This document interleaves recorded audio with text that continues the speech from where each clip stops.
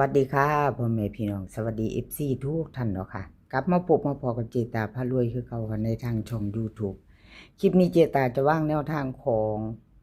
รัฐบาลไทยค่ะพี่น้องรัฐบาลไทยวันที่1 เมษายนที่ผ่านมาเห็นอยู่นี่ประวัติของตาบรรทัดค่ะตาบรรทัดค่ะพี่น้องเพิ่นเข้าไปเนาะ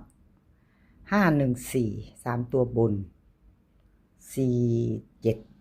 ล่างของเพิ่นเข้าไป14บน2ตัวแบบบ่ต้องได้กลับเด้อค่ะพี่น้อง FC เป็นจังไดน้อโศกหมานน้ำเพิ่นบ่น้อน้ำตาบรรทัดบ่ตาบรรทัดเพิ่นเข้า2ตัวเนาะค่ะรัฐบาลไทยวันที่1ที่ผ่านมายังบ่ทันใดท่านตามก็มาไปวันที่16 เมษายนค่ะมาแล้วค่ะพี่น้องเปตาลงให้ก่อนหลายมืออยู่ลงให้หลายก่อนหลายมืออยู่ค่ะรัฐบาลไทยตาบรรทัดวิ่งเพิ่นให้มาค่ะ3กับ6 2ตัว4หาง3 6 3 5 6 1 6 2 3ตัว3หางค่ะ3 6 2 6 3 5 6 6 1วิ่งรูดเพิ่นเด่น3เด้อค่ะร่อง6 2ตัว2หางเน้น3 6กับ6 2 3ตัวค่ะเน้นหางเดียว3 6 2เอาแคปหน้าจอไว้เด้อค่ะใครจะตามต่อกับตาบรรทัดรัฐบาลไทยวันที่16ที่จะถึงนี้ค่ะคลิปนี้ร่วมเสี้ยนดังเด้อค่ะพี่น้องรวมเสี้ยนดังจะมีอยู่7เสี้ยนดังค่ะตาบรรทัดไทยมักหวยรับสายด่วน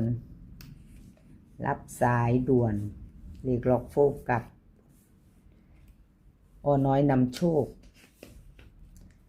คุณยายใจดีแล้วก็เจอุ๋ยค่ะ7เซียนดังรวมเซียนเนาะค่ะพี่น้องรวมเซียนของรัฐบาลไทยอ่านซื้อไปแล้วผู้ใดอยู่ในใจของ FC เนาะยังตามพายุเนาะ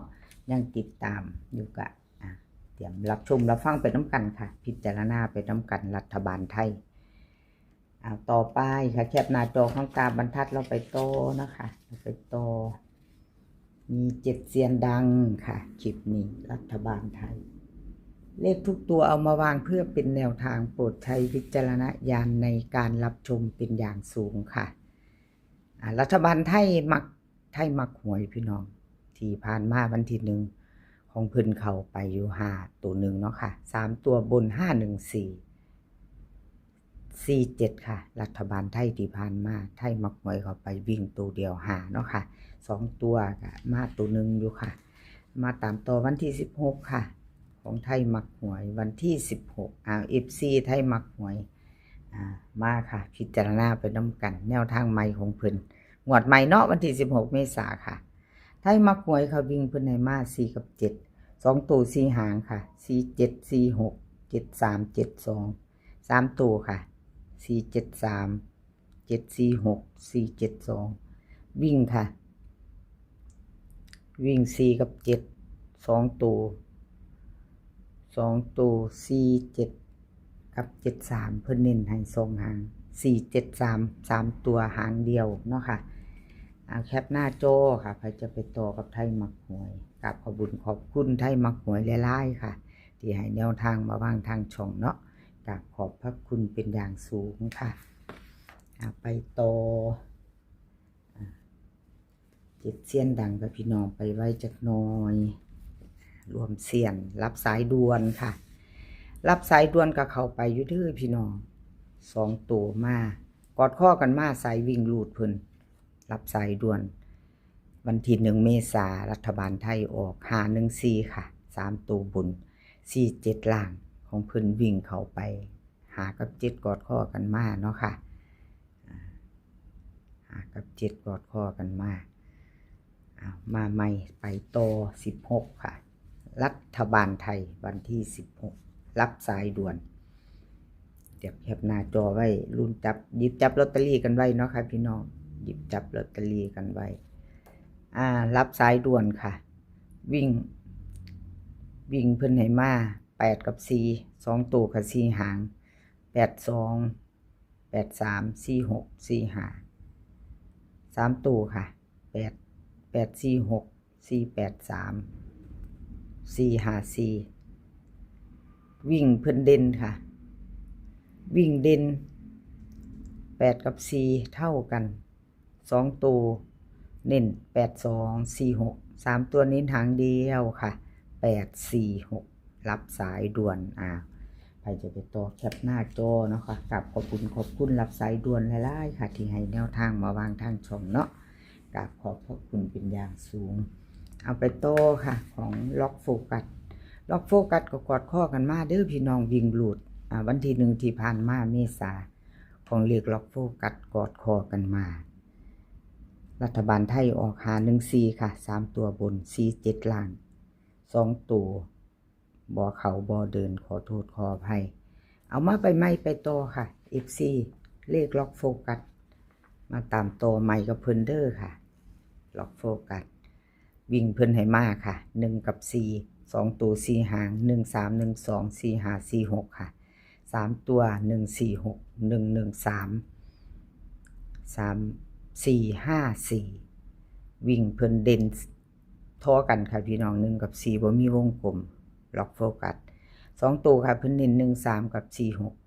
3ตัวเน้นทางเดียว1 4 6ค่ะ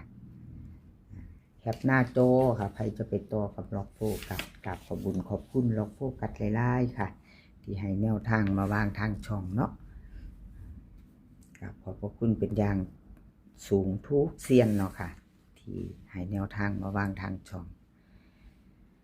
น้อยนำโชคค่ะรัฐบาลไทยที่ผ่านมาของเพิ่นหลุดไปเด้อค่ะ1เมษาน้อยนำโชคกับขอโทษขออภัย FC ทุกท่านเนาะค่ะที่ของเพิ่นบ่มาบ่เข้าวิ่งหลุดกับบ่มา2ตัวบ่เดินค่ะเอามาไปต่อไปใหม่ค่ะไปใหม่กับน้อยนำโชคมาไปใหม่น้อยนำโชครัฐบาลไทยค่ะวิ่งเพิ่นให้มา9กับ2ตัวค่ะ2ตัว92 91 24 25 3ตัว3หาง924 924 924 924อีกเลย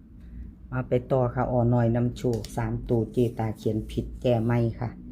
924เป็น925ค่ะ925 225 3ตัววิ่งค่ะเพิ่นเด่นทอกัน9กับ2ตัวเน้น92กับ25 3ตัวค่ะ924วิ่งรูดดินทอกันเนาะแคปหน้าจอค่ะใครจะไปต่อกับน้อยนำโชครัฐบาลไทยค่ะกับขอบคุณน้อยนำโชคค่ะที่ให้แนวทางมาวางทางช่องของเจตากับขอบพระคุณเป็นอย่างสูงเนาะค่ะคุณยายใจดีค่ะขอโทษขออภัย FC เนาะค่ะวันที่1ที่ผ่านมารัฐบาลไทยของคุณยายเพิ่นรูดไปค่ะ514 3ตัวบุญค่ะรัฐบาลไทย3ตัว2ตัว47ค่ะของคุณยายใจดีรูดไปเนาะรูดแล้วรูดเลยค่ะขอโทษขออภัย FC แทนเพิ่นเจตาเป็นกำลังแรงใจให้คือเก่าเด้อค่ะไปจะตามต่อมาค่ะพิจารณานำกันคุณยายใจดีเนาะค่ะวิ่งเพิ่นในมา2กับ1ค่ะ2ตัว4หาง21 20 16 15ค่ะ3ตัว3หาง216 221 220ค่ะวิ่งรูดเพิ่นเด่น2กับ1ทอกันค่ะ2ตัวเน้น20กับ15ค่ะ3ตัว220ค่ะเอาแคปหน้าจอค่ะใครจะไปต่อกับคุณยายใจดีเนาะค่ะไปต่อ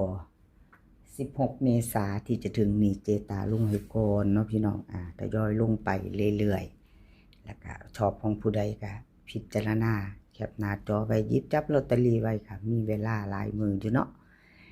เจอุ๋ยค่ะเจอุ๋ยรัฐบาลไทยที่ผ่านมาวันที่1เมษาเนาะค่ะไทยออก514 2ตัว47ของเพิ่นเข้าไป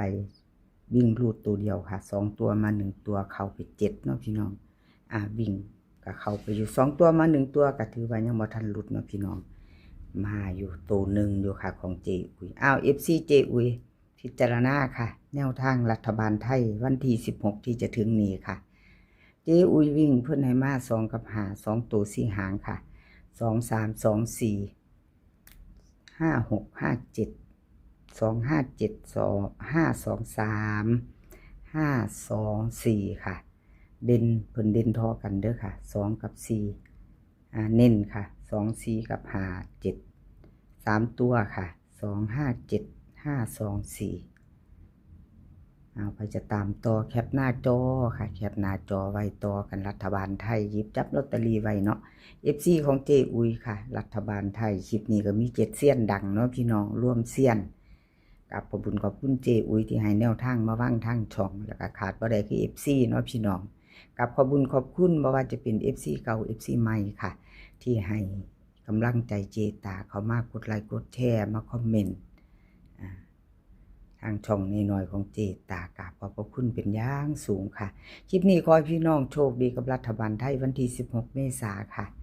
ให้พี่น้องมีความสุขให้สุขภาพร่างกายแข็งแรงให้แข็งแรงกันทุกคนเดินทางไปใส่ขอให้ปลอดภัยเดินทางไปขอให้มีโชคกลับมา